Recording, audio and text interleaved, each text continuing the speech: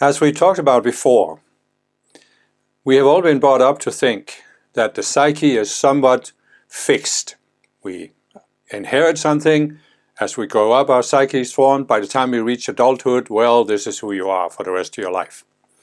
Now, obviously, if you believed in this, you wouldn't be even watching this video or studying this website.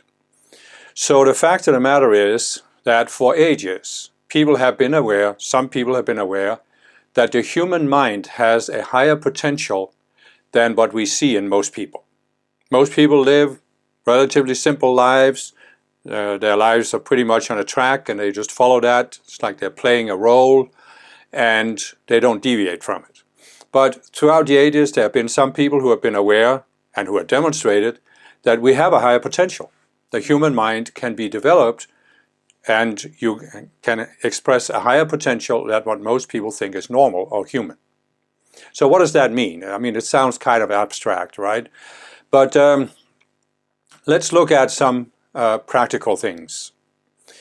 When you look at the world, you can see that there are people who have very different outer behaviors. For example, you have criminals who have no compunctions about stealing from other people or even killing other people if they're in the way of what they want to do. But then you see most people on earth who are not like that. They wouldn't dream of stealing or hurting other people. And then you see a few people who have gone beyond even that and who are now actually seeking to help other people or even help the whole. So if you look at these outer behaviors, you can ask yourself what's the cause of it. And the reality here is that it's people's psychology, people's level of consciousness. So we can say that we can set up a scale for levels of consciousness, and criminals, serial killers, narcissists, they are at the lowest levels of consciousness. Most people are somewhere in the middle, and then there are a few people that have started going beyond what's considered normal and started realizing the higher potential of the human mind. And we can even see some historical trends, because why do we have democracy today? If you look back 500 years, societies were very based on almost like a law of the jungle. The stronger eats the weaker and takes whatever they want. And now we have democracies where everybody has rights and nobody has the right to hurt other people. And it's clearly a higher level of consciousness, a higher level of awareness. So we can say that at the lower levels of awareness, people are completely selfish. They're completely focused on themselves. They don't think about anything but themselves. They don't care what the consequences are for other people. As you go to higher levels of consciousness, you see people who first they become aware that if you harm other people, it actually comes back at yourself. That's why most religions have this, don't do unto others what you don't want others to do to you. Because if a society follows that golden rule, everybody's better off. Then you have some law and order, you have a democracy, you have a society where people can build something and nobody's going to take it away. But then you have even people who have gone beyond that and who are not doing anything out of self-interest. They're starting to go beyond self-interest and starting to work for the whole. And so you might say, well, yeah, that sounds good, but how is it practical for me? Well, consider this. As you were being brought up, as you were growing up, you were subconsciously being programmed with this idea of what is normal in your society. How do you live your life as a normal human being in your society? And if you were happy with this, if you were satisfied with this, you wouldn't be watching this. You would just be living like everybody else, not thinking about anything.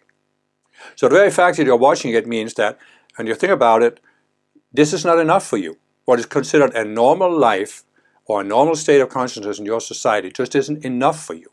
And how do you know this? You just sense it intuitively. Inside your mind, you know this. It's not intellectual reasoning, it's simply an inner knowing. There's got to be more to life than this. It's got to be more than what I see in my society. Okay, so what is that more? Well, first of all, we have talked about here that the key to improving your life experience is to take command over your own state of mind. Right? So instead of letting the external circumstances determine your life experience, you have the layer in between, your internal circumstances, so that you can choose a positive life experience whatever the external circumstances are. This is what we could call self-mastery. So this is one advantage of pursuing this path of higher awareness that HAP is describing. You attain this mastery over your own state of mind, so that in any situation, instead of having a subconscious program determine your reaction, you can choose your reaction. And you can choose it not just based on what seems necessary or expedient at the moment, but from a long-term perspective. What is best for yourself in the long term? But in order to do this, of course, you have to clear out some of these subconscious programs we have talked about. So this is one thing, self-mastery. But another advantage of pursuing higher levels of awareness is that as you gain mastery over your own mind, as you remove some of these programs that cause you to react, you actually start developing a feeling for who you are. What kind of being am I? What kind of person am I? What is my real individuality? What do I actually really want in life? You see many people in the world who are frantically working their whole lives, and they seem to have a goal they're working towards. But if you ask them what the goal is, they often can't answer it. It's something about, yeah, I want to feel secure, I want to have enough money, I want to put my kids through college, I want to, all of these outer things. But is that really what they're pursuing? No, they are pursuing some inner sense that they are where they want to be in life. But how are you going to get where you want to be in life if you don't know where you want to go? And how are you going to know where you want to go if you don't know who you are? So, as you pursue this path that's outlined by higher awareness psychology, you will get to know who you are. Now, I know this is diffuse and abstract because right now you obviously don't know. Well, you know some things, but you don't know everything about who you are. And you don't know what's going to be revealed as you go to higher levels. You can compare it to, let's say you're walking in a forest, and all you see are the trees, right? So this is kind of the way most people live their lives. They are walking at the bottom of the forest, and all they see are trees. They can't see the forest for the trees. But then you come upon an observation tower that goes up. And there's a staircase, and you start walking up. And this is the path outlined by HAP, where you walk up towards higher levels of awareness. And as you reach the top of the tower, you are above the treetops, and now you can see the whole landscape outside the forest. But while you're standing at the bottom, it's difficult to imagine what the view is going to be like at the top. It's only when you get to the top that you really know what is outside the forest. And it's a little bit the same with your level of consciousness. But what we can say is that as you get to know yourself, your priorities in life are going to change. Because instead of pursuing these outer materialistic goals, you're going to see that there's actually a deeper set of goals that you want to pursue. And this is actually a very natural process that has even been talked about by psychologists. There is a branch of psychology called positive psychology, and there was an American psychologist who was part of that. His name was Abraham Maslow, and he's famous for creating this pyramid of human needs. So what you have here is the pyramid, and there are different levels of needs. And at the bottom is the physiological needs, food, clothing, shelter, and so forth. Then above that is security needs. Then above that is love and belonging needs. You need to belong to some kind of group. And then above that is esteem needs. You have a need for self-esteem. Now, the lower needs are what Maslow called deficit needs, because they are needs that you don't really notice. So let's say you're not hungry. Well, you don't really notice the need to eat. Well, you're focused on other things. It's only when you become hungry you realize, oh, I've got to eat something. And it's the same thing with these other needs. If you feel relatively secure in your country and nobody's going to come and break into your house and take away what you have, then you don't really think about it. But then so what Maslow was saying is that it's natural in a human life that as you take care of these lower needs, you have attention freed up to focus on the higher needs. And esteem need is actually also a deficit need, but the highest need at the top of the pyramid is what Maslow calls self-actualization needs. And these are the needs that I'm talking about here. Taking command over your state of mind, finding out who you are. So self-actualization is actually the natural next step for many people. You look at modern society, and many people have met the lower needs. You don't have a problem with the physiological needs. You feel relatively secure. You have people you know. And so these are not eating up your time and attention. And that means it's natural now to free your attention to focus on these higher needs. And this is what you see millions of people have been doing for the last several decades. But they are pursuing this personal growth, change, even spirituality, the human potential. Many of these things that people have been pursuing, because as you raise your awareness, you become more aware of these needs. And suddenly they begin to fill more in your awareness, and you're devoting more time and attention and resources to fulfilling those needs. And so, as I said, the first step is you get to know yourself. You get to clear out some of the reactionary patterns so you can choose your reactions. But as the next step, you start seeing that perhaps it is possible to attain this very elusive goal that many people think they are aiming for, namely happiness. But what is happiness? Most people couldn't define it. Many people would define it with outer needs because we've been brought up in a consumer culture. And in our consumer culture, we are programmed to believe if you're not happy, it's because you don't have this or you don't have that. So if you just buy our product, if you just buy this service, then you will be happy. Buy something, you will be happy. Buy more and you will eventually be happy. But you begin to see, as you raise your awareness, you begin to see the superficiality of this. And you realize that happiness is a state of mind. It takes place inside your state of mind, or inside your mind. So as what have I said from the very beginning here? We have been brought up to think external conditions directly determine our life experience. So buy this product, you will be happy. Now we begin to realize that's not the case, because many people, what have many people proven in the affluent societies?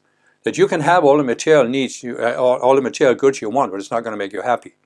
Millions of people have material affluence, but they're not happy.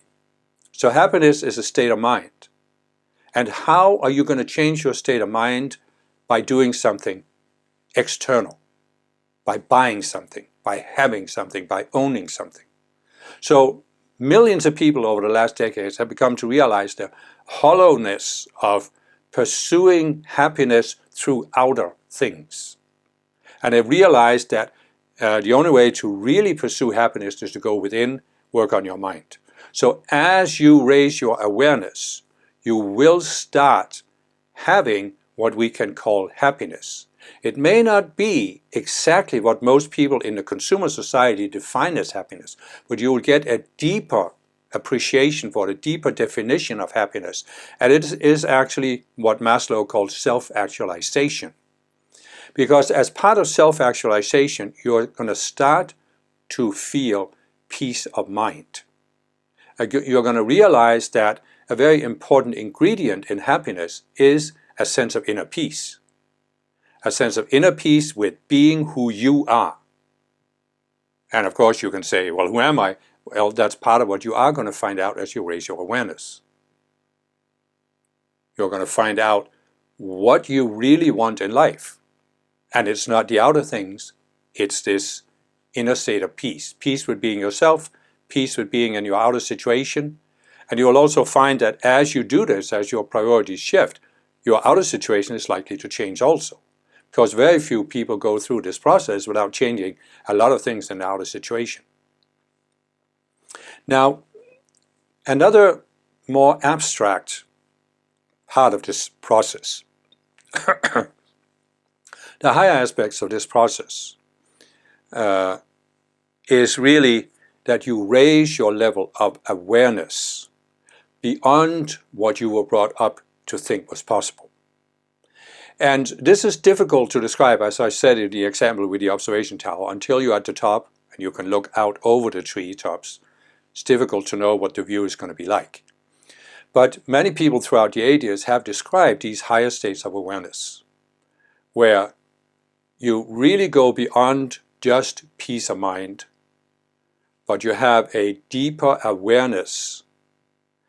And a big part of this is that you stop being identified with the outer things.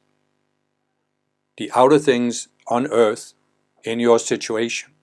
You're not identified with them anymore. And as a result of that, they can't disturb you.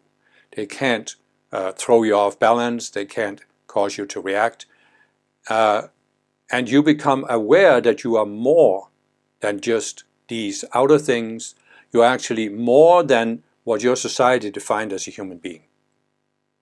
And this is something we will, I'll describe more, I'll talk more about as we go on. But I just want to, at this point, early stage, I just want to outline that there is a whole higher level of self-actualization or self-awareness where you become aware that you're actually not only are you not a human being, but you're not really a material being. You're not really a physical being. You are beyond this. You are actually a higher form of awareness. You are a non-physical being who is only expressing itself through a physical body. I won't even say you are inhabiting a physical body, even though you could say that. But the physical body is just a vehicle for you interacting with the physical world. But you are much more than that. And that's something we will talk more about as we move on.